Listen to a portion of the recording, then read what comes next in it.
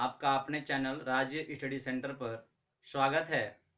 दोस्तों, आज हम लोग विज्ञान में गोलीय दर्पण के बारे में पढ़ेंगे। पिछला वीडियो में हम लोगों ने समतल दर्पण को पढ़ा था। तो दोस्तों, गोलीय दर्पण को हम देखेंगे उससे पहले आप लोग वीडियो को पूरा देखा करें, स्किप ना करें और वीडियो को अपने दोस्तों में शेयर करें, लाइक करें दोस्तों, और बेल आइकन के बटन को दबाएं, जिससे कि हमारे प्रत्येक वीडियो का इंफॉर्मेशन आपके यहाँ पहुंचता रहे दोस्तों। तो दोस्तों, आइए हम देखते हैं। दोस्तों, हम जो विज्ञान में ये पढ़ रहे हैं गोलीय दर्पण, वो दोस्त बहुत ही इंपॉर्टेंट है। One day exam, railway, SSC, defence, NTPC, जितनी परीक्षाएं अभी भविष्य में होने वाली हैं। और साथ ही में दोस्तों, ये उन लोगों के लिए भी फायदेमंद है जो 10th क्लास में है, 9th क्लास में है दोस्त, और 11th 12th में है। क्योंकि ये मैं बिल्कुल सीक्वेंस से पढ़ा रहा हूं, एक क्रम से पढ़ा रहा हूं। तो दोस्तों, इसको नोट बनाएं, ध्यान से देखें दोस्तों। ये बहुत ही कामयाब की चीज है, इससे आपको बहुत अधिक फायदा होगा दोस्तों। आइए देखते हैं। दोस्तों, हमने पिछले वीडियो में पढ़ लिया है। अगर आप लोगों में से जो नहीं पढ़ पाए होंगे, कृपया हमारे चैनल को सब्सक्राइब कर लेंगे और प्लेलिस्ट में जाकर के हमारे पिछले सभी वीडियो को देख सकते हैं। तो दोस्तों, गोलीय दर्पण में हमने सीख लिया था कि यह अवतल दर्पण है, यह उत्तल दर्पण है। दोस्तों, हमने वक्रता केंद्र पढ़ लिया था, और यहां पोल होता है, ध्रुव जिसे कहते हैं, वो भी हमने पढ़ लिया था। तो दोस्तों, आज हम देखेंगे कि मुख्य फोकस क्या है दोस्त। तो मुख्य फोकस हमने पिछले वीडियो में नहीं बताया था, क्योंकि उत्तल दर्पण में और अवतल दर्पण में दोनों में मुख्य फोकस की परिभाषा अलग अलग है दोस्त। तो आप देखिए मुख्य फोकस क्या है। तो दोस्तों, जब प्रकाश की कोई किरण मुख्य अक्ष, ये मुख्य अक्ष है, यह आपका मुख्य अक्ष है। जब प्रकाश की किरण मुख्य अक्ष के समांतर जाती है, मुख्य अक्ष के समांतर जाती है, और प्रकाश से अवतल दर्पण से परावर्तन के पश्चात, अवतल दर्पण के परावर्तन के पश्चात, मतलब टकराने के बाद जब परावर्तन होगा तो किरण निकलेगी, और किरण निकलने के बाद जिस बिंदु पर काटती है मुख्य अक्ष को, उस मुख्य अक्ष के उस बिंदु को हम मुख्य फोकस कहते हैं दोस्तों। इसे हम लोग मुख्य फोकस कहते हैं दोस्तों। तो ये बात याद रखिएगा कि मुख्य अक्ष के समांतर जाने वाली किरणें अवतल दर्पण में परावर्तन के बाद मुख्य अक्ष को जहां पे काटती है, उसी बिंदु को हम मुख्य फोकस कहते हैं। ये तो हो गया आपका अवतल दर्पण में मुख्य फोकस क्या है। इसको बार बार देखकर आप थोड़ा सा अभ्यास कर लीजिएगा दोस्त। आइए देखते हैं कि उत्तल दर्पण में मुख्य फोकस क्या होता है। तो यहां पर भी दोस्त मुख्य अक्ष के समांतर जाने वाली किरण परावर्तन के पश्चात, क्योंकि दोस्त इसका जो है मुख्य फोकस वक्ता के इधर साइड है, जबकि यहां पेंट कर दिया गया है तो प्रकाश उधर जाएगा नहीं। तो प्रकाश क्या करता है कि मुख्य अक्ष के समांतर जाने के बाद, परावर्तित होने के बाद, यह इधर लौट जाता है दोस्त।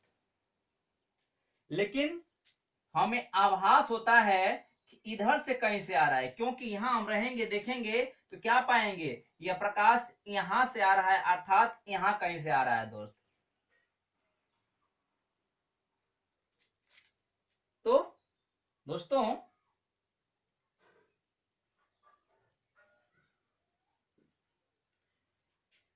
उत्तल दर्पण में मुख्य अक्ष के समांतर जाने वाली प्रकाश की किरण उत्तल दर्पण से परावर्तन के पश्चात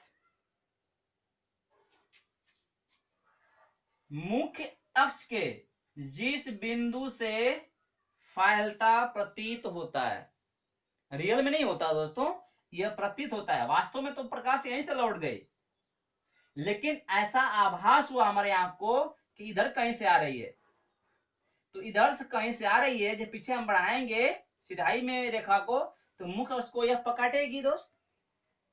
तो वही है, हमको ऐसा लगेगा यहां देखने में कि प्रकाश मुख्य अक्ष के बिंदु यप से होकर के आ रही है। तो ये परिभाषा इसका हो गया कि उत्तल दर्पण में मुख्य अक्ष के समांतर जाने वाली किरण परावर्तन के बाद मुख्य अक्ष के जिस बिंदु से फैलती प्रतीत होती है या फैलती है, उस मुख्य अक्ष के बिंदु को मुख्य फोकस का।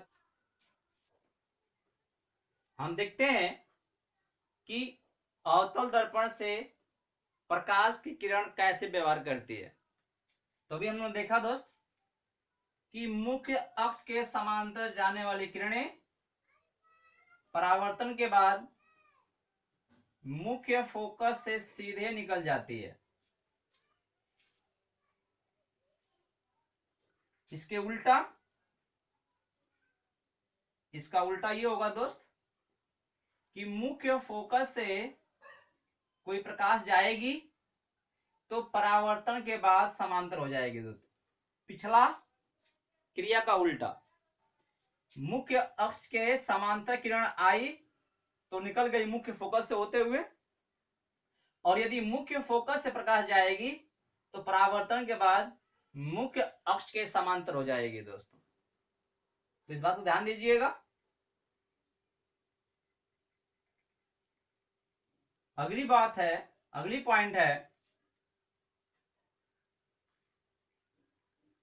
कि जब कोई किरण वक्रता केंद्र से होकर के जाता है दोस्तों और दर्पण से टकराता है, परावर्तन होता है, तो उसी दिशा में उसी पथ पर वापस लौट जाता है दोस्त, बिना अपने पथ को छोड़े हुए उसी पथ पर वापस लौट जाता है दोस्त। तो ये बड़ा वफादार है, अपने पथ पर लौट जा रहा है। तो दो चीजें ध्यान दीजिएगा।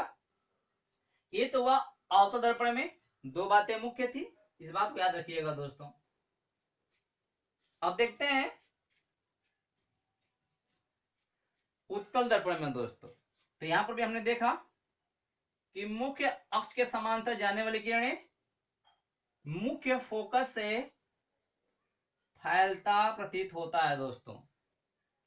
ठीक इसी का उल्टा क्या होगा दोस्त, इसका उल्टा यही होगा कि मुख्य फोकस की तरफ आने वाली किरण, मुख्य फोकस की तरफ आने वाली किरण परावर्तन के बाद मुख्य अक्ष के समांतर हो जाती है।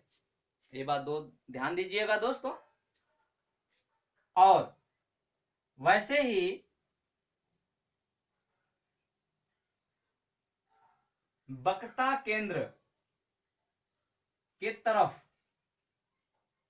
वक्रता केंद्र की तरफ उसके सीधे में आने वाली प्रकाश किरण दर्पण से परावर्तन के पश्चात उसी पथ पर लौट जाती है दोस्तों। तो ये बात ध्यान दीजिएगा। अगर वक्रता केंद्र दिशा में उस सीधा में अगर आएगा प्रकाश और दर्पण से टकराएगा उत्तल, तो उसी पथ पर वापस लौट जाएगा। ये चार बातें हैं जो आप याद रखेंगे दोस्तों, क्योंकि इन चारों का आगे प्रतिबिंब बनना जो पढ़ेंगे उसमें बड़ा उपयोग है। तो दोस्त हम देखते हैं प्रतिबिंब कैसे बनता है कि अवतल दर्पण में प्रतिबिंब का बनना। तो अवतल दर्पण में प्रतिबिंब जो है 6 कंडीशन में बनता है, 6 तरह का बनता है दोस्तों। और इस मतलब प्रतिबिंब के बनने वाले टॉपिक से वनडे एग्जाम जो भी हो उसमें कंफर्म यदि विज्ञान से प्रश्न आता है तो वहां से आता है दोस्तों। तो इसको 99% मान कर चलिए कि इसमें इसके प्रश्न आते हैं। तो दोस्तों पहला कंडीशन है कि जब वस्तु अनंत पर हो, मतलब दर्पण के सामने दोस्त, ये अवतल दर्पण है और इसके सामने वस्तु हमेशा बाईं रखी जाती है, इसके बाईं वस्तु अनंत पर हो दोस्तों, यहां कहीं हो दोस्तों, अनंत पर है, तो ये वस्तु है, ये भी कोई वस्तु है। तो यदि अनंत पर वस्तु हो दोस्त तो आप जानते हैं यहाँ पोल होता है, आप जानते हैं यहाँ पे एफ होता है और जानते हैं यहाँ पे सी होता है दोस्तों। तो जब वस्तु अनंत पर होती है दोस्त तो मान लीजिए इसके एक बिंदु बी से दो किरण निकल रही होंगी, कई किरण निकल रही होंगी, क्योंकि वो किरणें बहुत सारी होती हैं जो निकलती हैं। तो एक किरण, और दोस्त अनंत मतलब होता है बहुत दूर दोस्तों, बहुत दूर, अनंत मतलब कोई सीमा ही नहीं है। तो ये माना गया है विज्ञान में कि अनंत से कोई प्रकाश आएगी, तिरछा आएगी, आड़े आएगी, सीधा आएगी, जैसे भी आएगी वह मुख्य अक्ष के समांतर हो जाएगी जब दर्पण से टकराएगी दोस्त, क्योंकि इतनी लंबी दूरी है कि वह टेढ़ी भी होगी तो उतनी दूरी होने के कारण वह समांतर ही मानी जाएगी। तो दोस्तों बी से किरण कोई आई,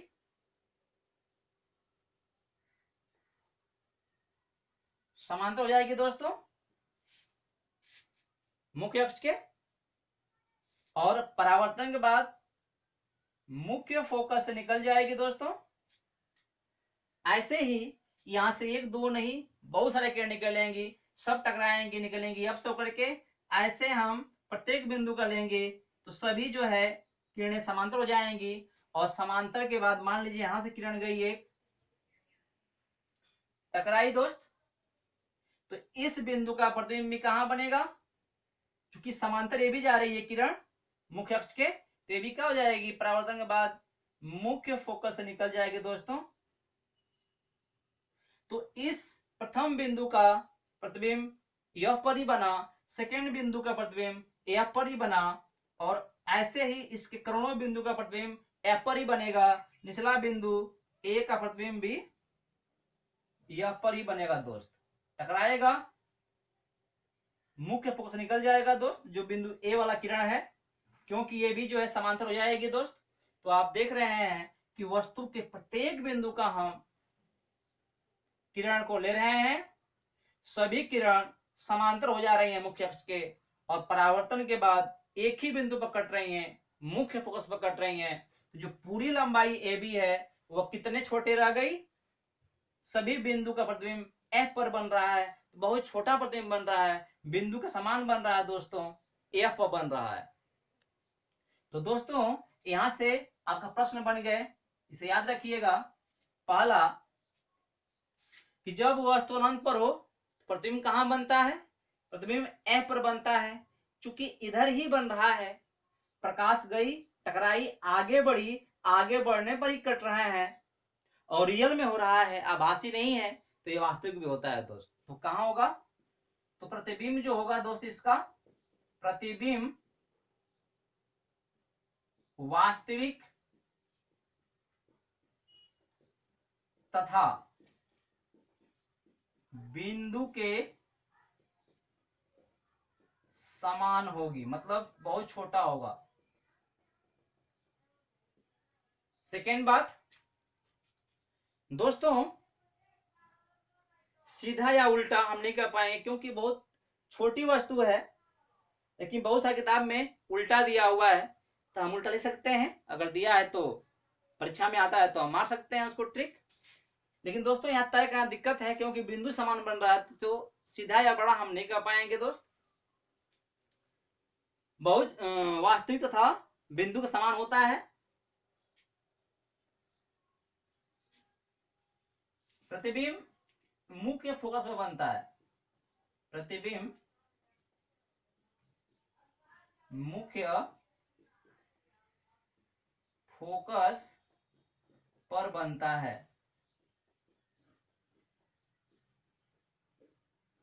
ये बात याद रखिएगा दोस्त। तो प्रतिबिंब जो होता है वास्तविक होता है, बिंदु के समान होता है और मुख्य फोकस पर बनता है दोस्त। ये 3 बातें आपको याद रखना है। प्रथम नंबर फिगर में जब वस्तु अनंत पर हो तो उसका प्रतिबिंब कैसा बनेगा, किस प्रकृति का बनेगा दोस्त।